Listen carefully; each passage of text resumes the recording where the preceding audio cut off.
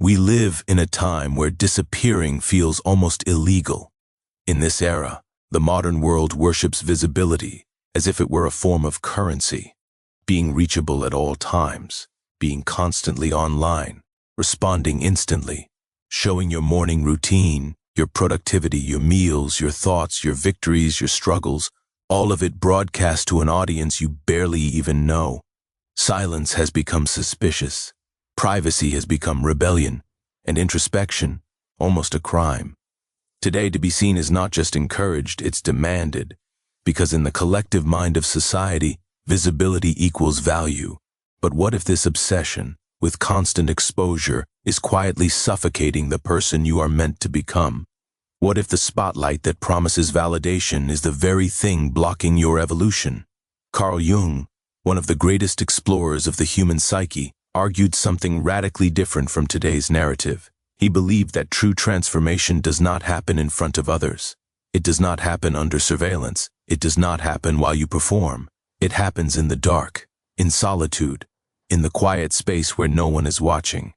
For Jung, the deepest healings and the most profound rebirths required withdrawal, not as a retreat from life, but as a strategic, sacred descent into oneself. A descent he described as conscious, deliberate, and essential.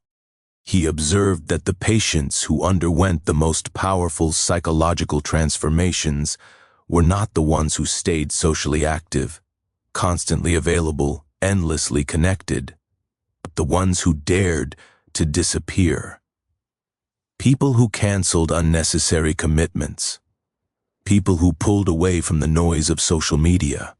People who entered a state of sacred unavailability, a personal sanctuary where their identity could dissolve and be rebuilt, because only in that distance, far from the expectations and projections of others, did they encounter something society never teaches us to look for, their true essence.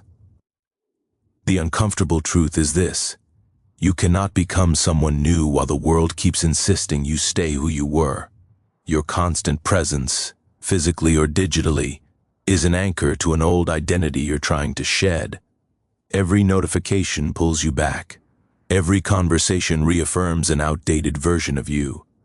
Every casual interaction reinforces the same patterns you are trying to break. And while you're attempting to rise into your highest potential, this endless reaffirmation becomes a silent saboteur. In this video, we are going to dive deeply into Jung's thesis on strategic disappearance. Disappearing not as an escape, but as an act of power, as an intentional rebellion against the noise, the pressures, the expectations that shape you without your awareness. You will understand why vanishing, even for a short period, may be the most transformative decision of your entire life. And more importantly, you will learn how to do it in a structured, practical, and profoundly effective way. You will discover the 4 pillars of intentional disappearance. 1. The radical reduction of your availability. 2. Cutting passive consumption at the root. 3. Building reconstruction routines. 4. Creating and maintaining a transformation journal. If you feel trapped in an identity that no longer fits you, if you sense a stronger, wiser, more authentic version of yourself waiting to emerge, if you know deep down that you are meant for more, but you don't know how to break the cycle that keeps you small, then this video is not just content, it is a lifeline. Here you will not hear superficial self-help phrases. You will not hear feel-good cliches. You will hear truths, sharp, honest, and necessary. You will be given a path, and if you have the courage to walk it, you will not simply disappear from the world. You will return transformed. You will return reborn. The greatest prison of the 21st century has no bars, no chains, no guards pacing the corridors. Its walls are made of notifications.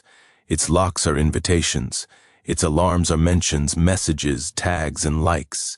It is a silent, invisible prison, one that tightens around you every time the world demands your presence. Be here, show up, respond, post, perform, prove that you're alive. Modern life has turned constant availability into a moral obligation. If you don't show up, you don't exist. If you disappear, people assume you're failing. If you go silent, people think something is wrong. But Jung discovered something that few have the courage to say out loud. This endless visibility is destroying your ability to transform. When you are always on, always responding, always performing for others, you are condemned to live as a reflection of who you were, never as who you are becoming. Every interaction reinforces an old identity. Every conversation locks you into past versions of yourself. It's like trying to swim upstream, while the current of others' expectations drags you back to shore. This phenomenon is subtle but devastating. You reply to a message from someone who knew you in childhood, and instantly you feel the pressure to act like that same insecure teenager. You walk into a social event, and your body automatically resurrects the same jokes, the same postures, the same outdated roles. It's not that you don't want to change. It's that you are surrounded by mirrors, endlessly reflecting the person you no longer want to be. Jung understood the truth. The human psyche is flexible, yes, but incredibly suggestible. And when you remain immersed in environments that define you by your past, the possibility of emerging as a new version of yourself decreases to almost zero. That's why Jung observed something powerful in his clinical work. The individuals who transformed the most were those who interrupted the cycle of visibility. They dared to step back. They dared to refuse the pressure to perform. They dared to disappear, not out of avoidance, but out of necessity. In that disappearance, they found the psychological space required for rebirth. You may believe you're evolving, reading books, watching videos like this one, consuming valuable content.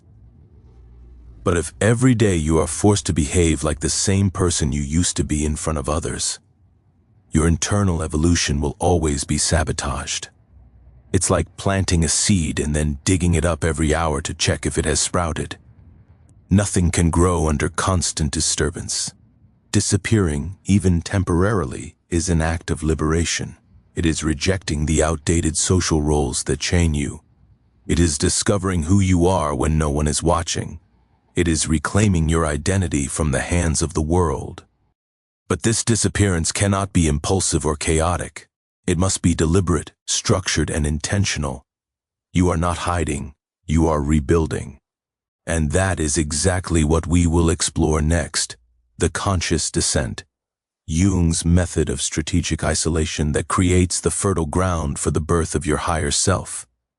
If this message resonates with you, if it speaks to something inside you that has been waiting to awaken, consider subscribing.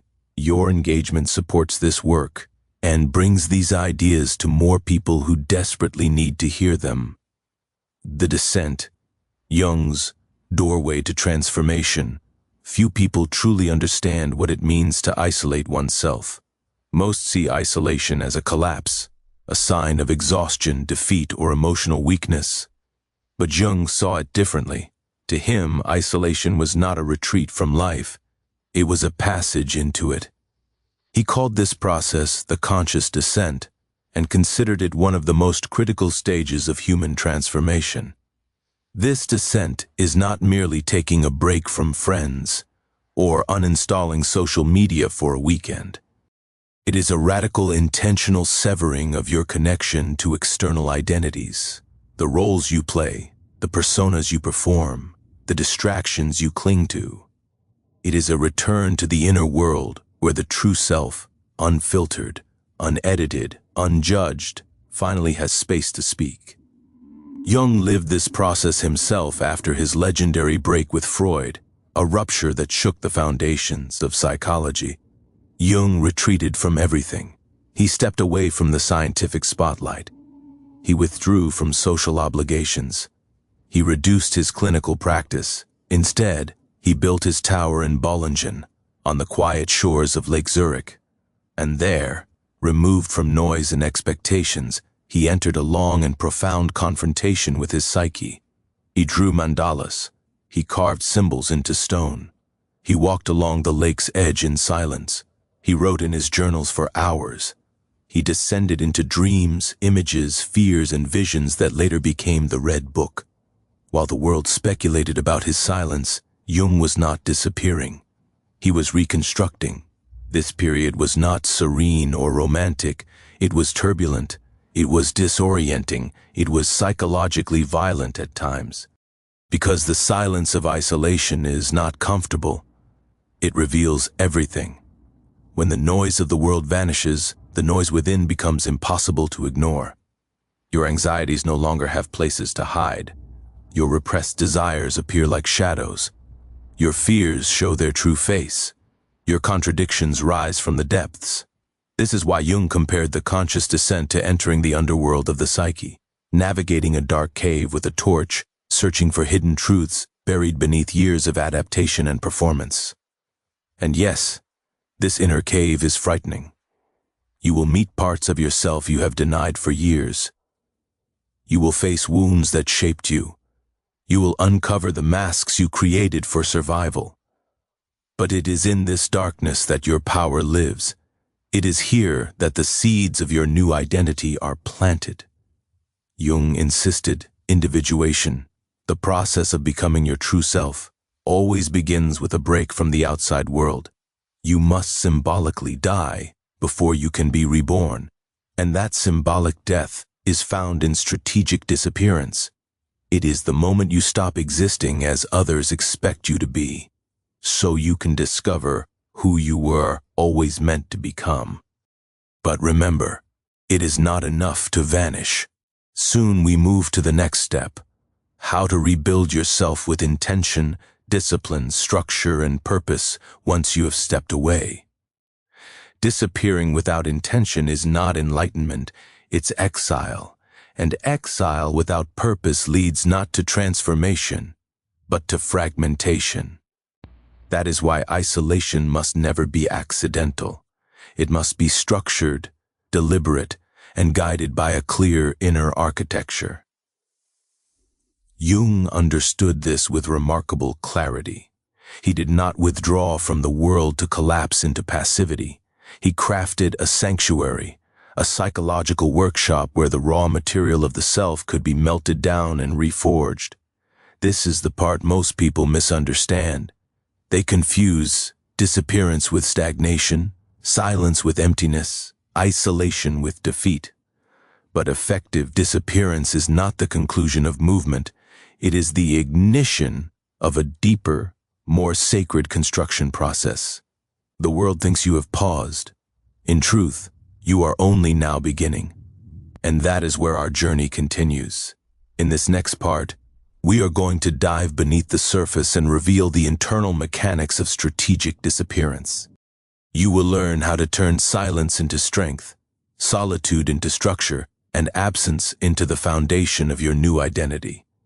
We will explore the 4 pillars of strategic disappearance: concrete, practical, almost architectural actions you can take to rebuild yourself, while the outside world assumes you've simply faded into the background. Because disappearing is just the facade. Behind it, in the shadows, you will be forging the clearest, strongest, most unshakable version of yourself. Disappearing is not hiding. It is not running away. It is not a panicked retreat or a dramatic escape from the chaos of society. Strategic disappearance is meticulous. It is intentional. It is the psychological equivalent of clearing a battlefield so you can finally fight the war that truly matters, the one inside.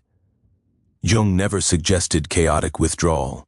Instead, he spoke of a conscious construction, the building of an inner fortress, a protected space where you can confront your shadows, expose your illusions, and reconstruct your identity without the corrupting influence of external expectations.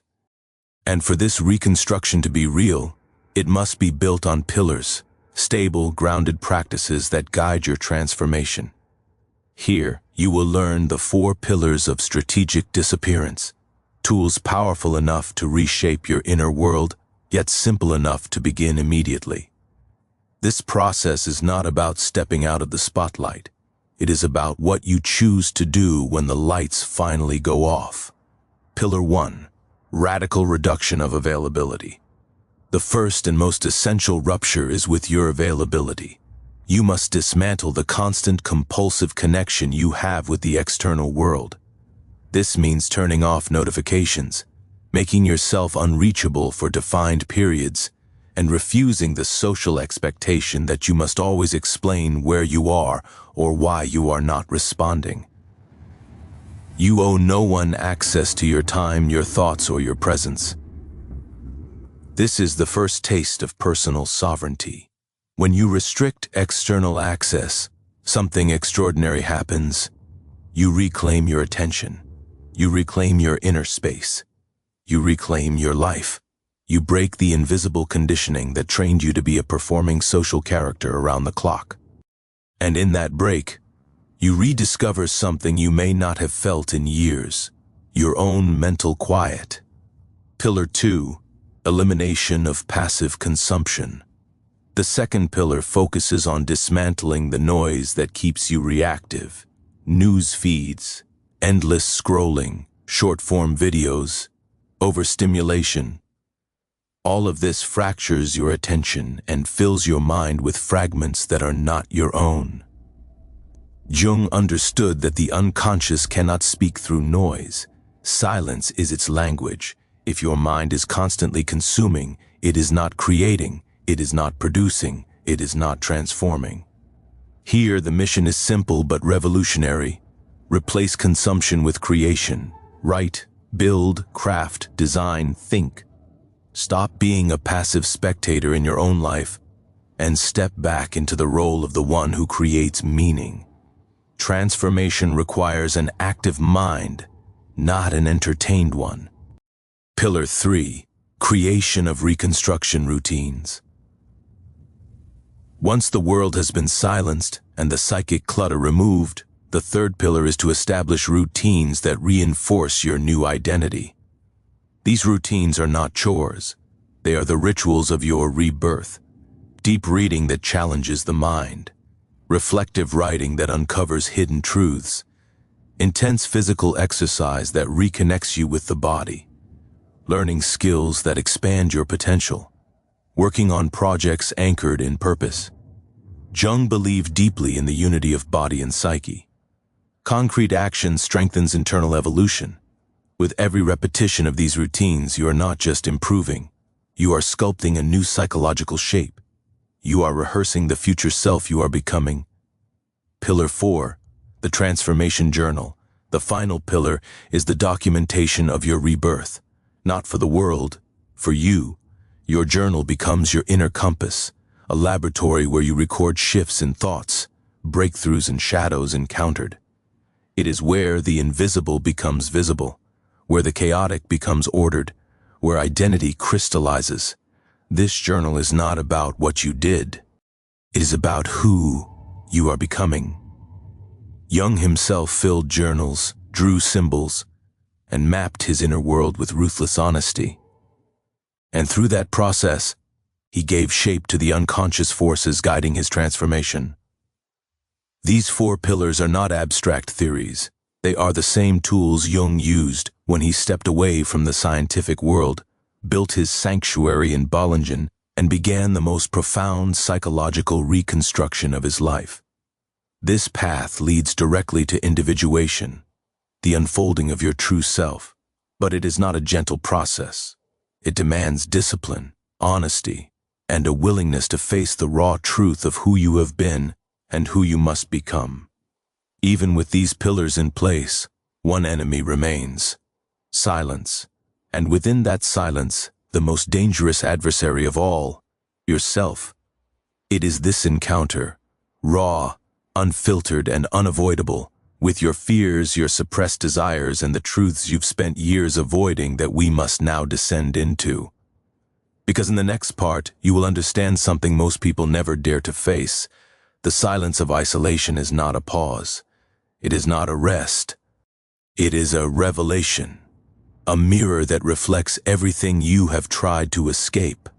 And for anyone who truly wants to be reborn, this silence becomes the ultimate initiation. There comes a point in strategic disappearance when the world becomes eerily quiet. The digital noise that once felt urgent dissolves. Messages stop arriving. Notifications fade into nothing. The invitations, the reminders, the constant tugging at your attention, all of it falls away like dead leaves in winter. Many people believe this silence will feel peaceful. Some imagine it as a long-awaited calm. But silence is not serenity. Silence is exposure.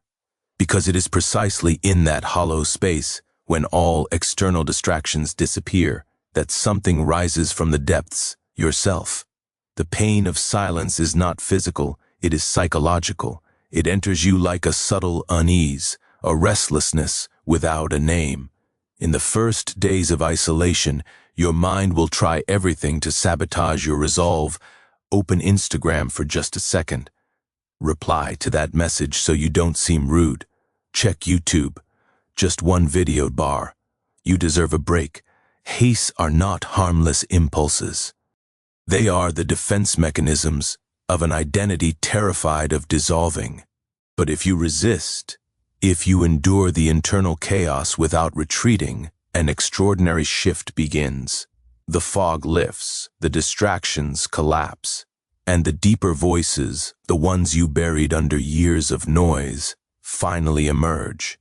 Without the numbing cycle of constant stimulation, the unconscious begins to rise to the surface, and what comes up is rarely comfortable. Old fears you claimed no longer existed, angers left unresolved, dreams abandoned years ago, parts of yourself you suffocated just to fit into the roles others expected. Jung spoke of this confrontation with brutal clarity. Individuation begins when the ego is forced to face the unconscious, and this collision often arrives in the form of psychic discomfort, even suffering, not because you are broken, but because for the first time, you are finally touching the parts of yourself you tried to exile. Silence exposes. Silence strips away illusions. Silence does not negotiate. Yet it is in this moment of internal chaos, when everything feels unfamiliar, raw, and unsettling, that a strange clarity begins to crystallize. You start to see the truth of your life, how much you reacted rather than acted, how often you made decisions to gain approval, how deeply you compromised yourself just to belong, how long you lived inside a role instead of living from your essence. Silence reveals the theater. It shows you the costume you've been wearing. It shows you the script you have been performing. This discomfort is not a punishment. It is a birth pang. It means the masks are cracking. Jung understood an ancient truth. No one reaches the light without first descending into their own darkness. The pain of silence is not the end. It is the womb of transformation. Your new identity begins forming here, slowly, invisibly, like a seed breaking open underground. In discomfort, the old patterns dissolve. In solitude, clarity blooms. But this realization does not mean the work is done. It means the real work is finally beginning.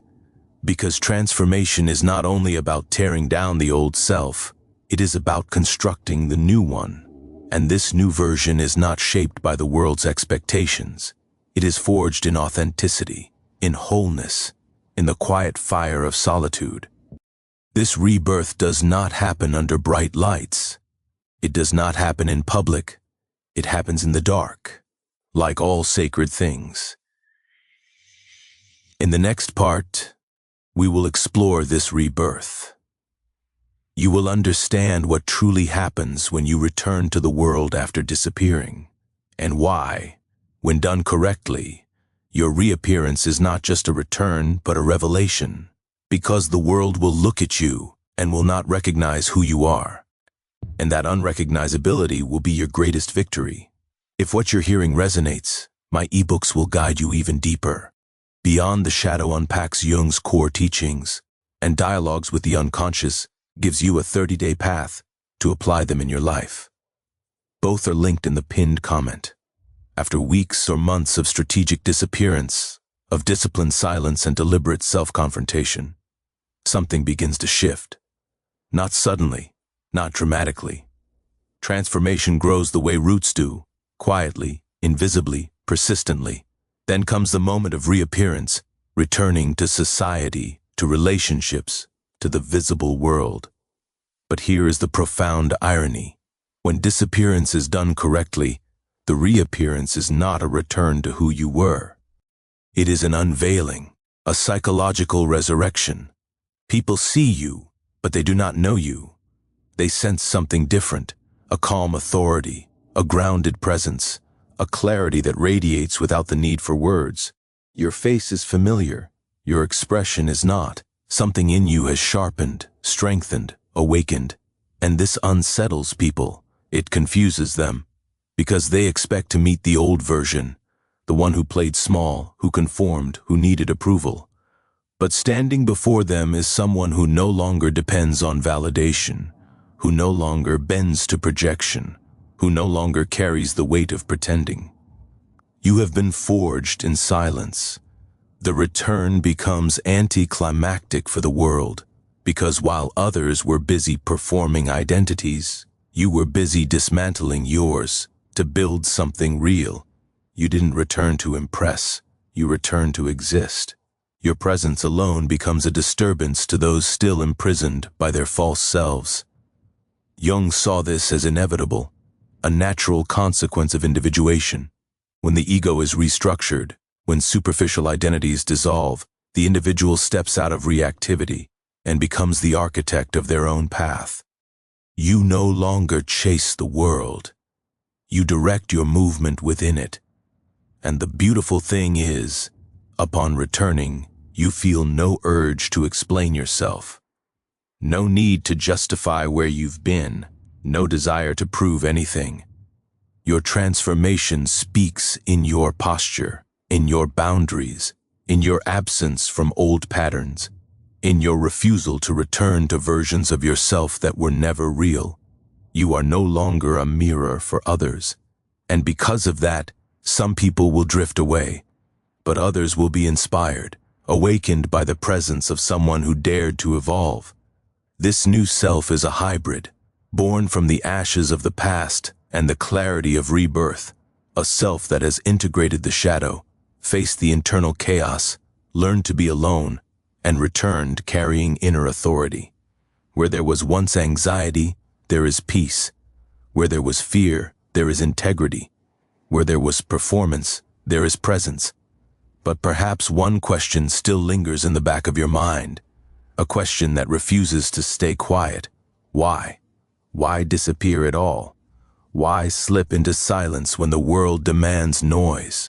Why endure the discomfort of isolation, the friction of withdrawal, the unsettling quiet that forces you to face yourself? The answer is not merely philosophical, it is transformational. Because when you choose to disappear, even briefly, you are not running away from your life, you are repositioning yourself to reclaim it. You are performing the single most radical act a human being can perform, rebirth. And rebirth does not just change how you think. It changes how you live, how you work, how you love, how you stand in the world. It alters your very orientation toward existence. That is exactly what the next part of this journey will reveal. In the next chapter, you will understand why stepping back from the world is not withdrawal at all. It is the beginning of true freedom. You will see how embodying this new identity becomes a silent revolution, one that reshapes your destiny from the inside out. Because disappearing is not a casual choice. It is an act of courage in an age terrified of stillness. It is the modern equivalent of stepping into the dark cave you've been avoiding your entire life. And as Joseph Campbell taught us, the cave you fear to enter holds the treasure you seek. Strategic disappearance is not simply a break, it is alchemy. You enter as a fractured, conditioned individual, someone shaped by expectations, algorithms, and external validation, and you emerge as a unified, conscious being who finally understands their own power. Carl Jung knew this better than anyone. He understood that the psyche does not expand under surveillance. True psychological evolution requires seclusion, requires the absence of witnesses, requires you to detach from the identities others have placed on your shoulders. Just like a snake must shed its old skin, you too must release the layers of identity that no longer fit you. This is not a comfortable process. It is slow, lonely, and at times deeply painful. But it is also sacred. It is necessary. It is freedom. Because real freedom is not the ability to do whatever you want. Real freedom is the liberation from the fear of what others will think if you do. It is moving through the world aligned with the pulse of your inner truth. Even if no one applauds, even if some misunderstand, even if many turn away. When you rise as your higher self, you stop living on impulse. You stop drifting. You stop performing. Instead, you live with direction, with clarity, with depth, with presence. This version of you, rebuilt in silence, strengthened by discipline, anchored in inner practices, is unshakable. It does not chase validation.